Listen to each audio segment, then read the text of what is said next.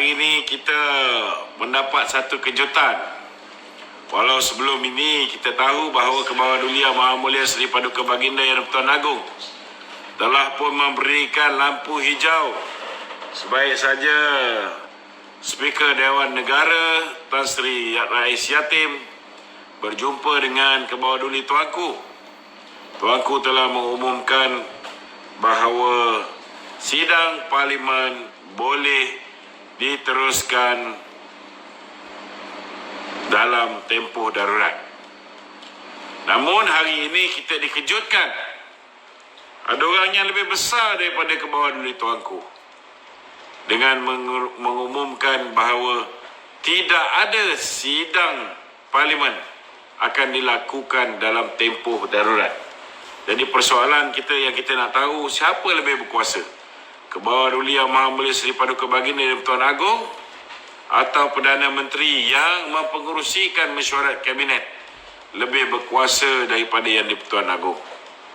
Seperti mana yang kita tahu, walaupun Baginda mempunyai kuasa penuh untuk mengumumkan tarikh ataupun kebenaran untuk Parlimen bersidang, namun Baginda Tuanku pun menghormati peranan Perdana Menteri yang kita semua tahu Perdana Menteri yang sudah hilang majoriti ini.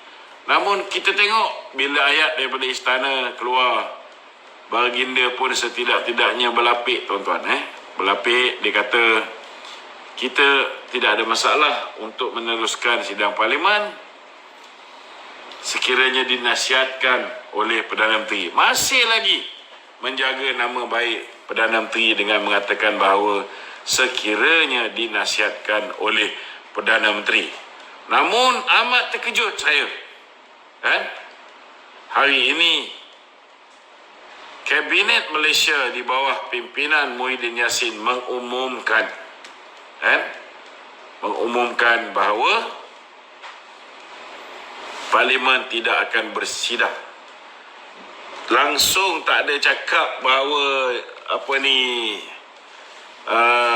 tak sebut pun titah tuanku ke apa benda. Terus kata Parlimen tidak akan bersidang sepanjang tempoh darurat.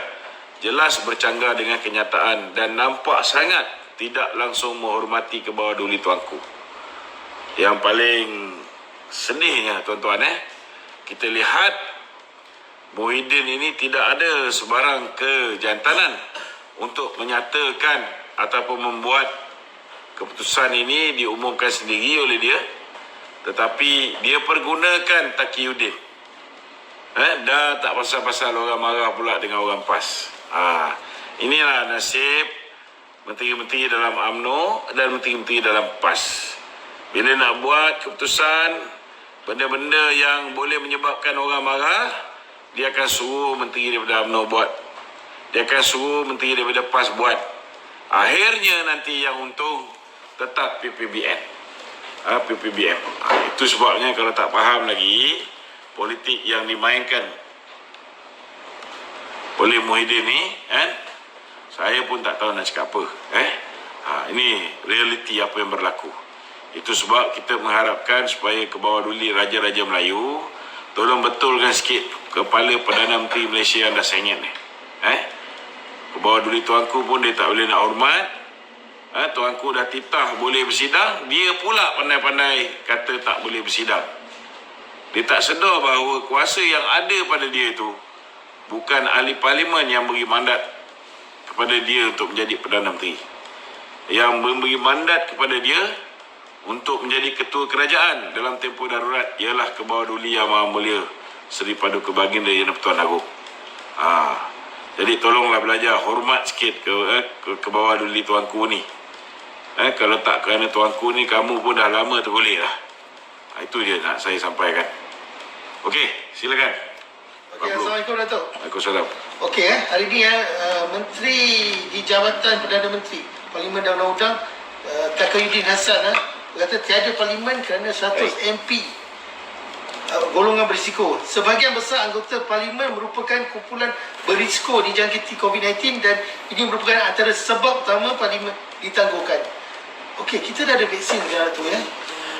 Itu sebabnya kita dah cakap awal. Kalau vaksin ini betul-betul berfungsi, kan? Apa fungsi dia? Sehingga hari ini orang yang menghasilkan vaksin pun tidak memberi sebarang jaminan bahawa orang yang dah di-vaccinated tidak akan dijangkiti oleh virus COVID. Tak ada jaminan.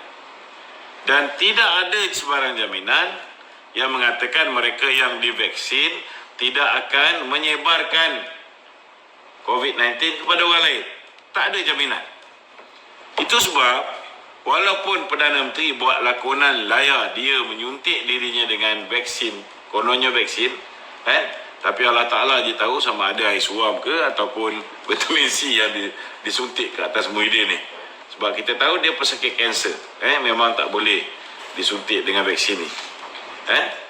Cuma kita nak supaya Muhyiddin buktikan bahawa vaksin ni betul-betul vaksin yang sebenar.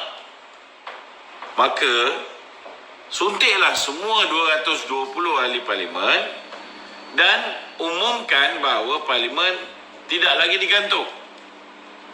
Kalau ada semua 222 ahli parlimen, 220 ahli parlimen sudah pun divaksin, maka tidak ada masalah untuk mereka bersidang. Betul tak? Jadi apa yang Taqiyuddin ni merapu? Kata ahli-ahli parlimen ni ramai yang tua lah, apa benda lah, berisiko tinggi lah. Pergi parlimen berisiko tinggi. Tadi dia pergi jalan-jalan dekat Mid Valley, tak ada pula risiko tinggi. Lagi ramai orang kat sana. Tua ada, muda ada, kan? Macam-macam je ni orang. Tak risiko tinggi pun. Budak-budak sekolah pun, semuanya bawah 16 tahun. Tak boleh ambil vaksin. Kecuali yang form 5 je. Ke atas boleh ambil vaksin. Tetapi mereka tak ada masalah pergi sekolah. Kalau budak sekolah boleh berani pergi sekolah tanpa vaksin, kenapa kita tak boleh bagi orang tua yang dimaksudkan oleh Taqiyuddin ni ambil vaksin dan pergi menghadiri sidang parlimen? Sekarang ni YBKJ pun kata bahawa sambutan untuk sukarelawan yang nak ambil vaksin ni tak ramai. Maknanya kita ada banyak vaksin yang boleh digunakan untuk suntik orang politik dulu. Betul tak? Maka bagilah orang politik dulu disuntik dan kemudian kita beri kebebasan kepada dia untuk mengikuti sidang parlimen. Tak ada salah. Kan? Kau aja juga yang beria-ria nak vaksin-vaksin ni kan? Ambil, bagi dia orang ni semua. Pegawai-pegawai dia pun bagi vaksin. Tak ada masalah. Tapi kenapa? Kenapa mereka takut? Ini jelas membuktikan bahawa darurat kita ini bukan untuk mengatasi masalah COVID-19. Darurat kita ini adalah kerana nak mengelakkan Muhyiddin jatuh daripada kursi Perdana Menteri. Kita tanya dengan dia, apa relevannya dikala kita hari ini terpaksa mendaruratkan negara kerana Muhyiddin berada dalam keadaan darurat? Kalau betullah darurat ini darurat COVID-19, apa relevannya Muhyiddin hari ini terpaksa mencuri ahli-ahli parlimen daripada PKR, lepas ni daripada PAN, daripada DAP, untuk mengukuhkan kedudukan dia sebagai ahli parlimen, sebagai Perdana Menteri? Apa relevan dia? Don't tell me all this action to make sure that we can prevent this COVID-19 from spreading. Apa fokus dia yang sebenar? Adakah untuk mengelakkan wabak ni daripada menular ke? Ataupun untuk memastikan kedudukan dia sebagai Perdana Menteri dapat dikekalkan? Kita lebih nampak nak mengekalkan Perdana Menteri. Langsung tak nampak relevannya darurat ni untuk mengatasi COVID. Sebab kita ada PKP, kita ada PKPB, PKPP, kan? macam-macam dia.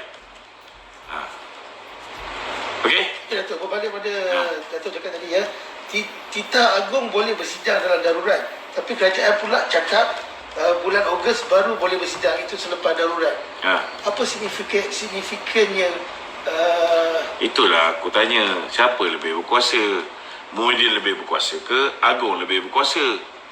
Kita pun jadi keliru kat bawah ni. Jadi kerajaan kena beritahu siapa sebenarnya yang lebih berkuasa, siapa yang patut nasihat siapa. Kan? Tuanku kata boleh bersidang atas nasihat Yang di-Pertuan Agong. Ya, atas nasihat Perdana Menteri. Itu tuanku punya ayat. Tapi Muhyiddin ni, dia tu buat keputusan. Itu buat keputusan. Tidak ada sidang parlimen sepanjang tempoh darurat. Langsung tak konsak ke bawah duli. Ini tak betul. Tak betul. Adakah dia mau menjadikan negara ni negara republik? Ini satu persoalan yang kita patut tanya kepada Muhyiddin Yassin. Kan? Tengok gambar-gambar dia dah pakai macam maharaja tu dah ada. Gambar edit lah. Kan? So adakah dia nak jadikan Malaysia ni sebuah republik rakyat Malaysia dan dia tidak perlu lagi bertanya kepada ke bawah duli Yang di-Pertuan Agong setiap kali dia nak meluluskan sesuatu undang-undang? Adakah itu maksud dia? Kan? Adakah itu satu dia kena kepada Yang di-Pertuan Agong? Ini pendekaan ini very subjektif. Bagi saya, raja-raja kena decide on this. Kita boleh cakap lah dah ke lah itulah inilah kan. Tapi last kali raja-raja kata, it's okay, no problem. Tak boleh kita nak cakap apa. Kan? Okey, lagi satu, persoalannya how sure parlimen boleh bersidang pada Ogos, sedangkan pada waktu tu mungkin COVID-19 masih ada. Apa bezanya dia berlakukan sekarang daripada bulan Ogos? Macam mana? Okey, persoalannya how sure parlimen boleh bersidang pada pada bulan Ogos. Ogos dia takkan buat sidang parlimen. Dia akan buat pilihan raya sebelum Ogos. Sebab dia takut budak-budak yang berusia 18 tahun ni bulan Ogos dah boleh mengundi secara automatik. Dia takkan benarkan benda ni berlaku. Dia orang tahu bahawa orang muda tidak bersama dengan dia. So kalau dia buat benda tu selepas Ogos, memang menempah maut. Tapi maksud saya, macam mana yang kerajaan boleh fikirkan pada katalah 24 Ogos katakannya dah selamat untuk ahli parlimen yang 100 orang tu bersidang. Itu ada satu lagi persoalan pada netizen akan bertanya. Kau faham tak aku cakap ni? Dia orang takkan buat sidang parlimen. Dia akan terus bubar parlimen. Bila parlimen dibubarkan, tidak ada lagi YB ni. Semua ahli parlimen sudah gugur keahlian dia sebagai ahli parlimen. Kan? Dia orang akan jadi bekas YB, bukan lagi YB. Caretaker government ialah mereka-mereka yang macam Perdana Menteri semua.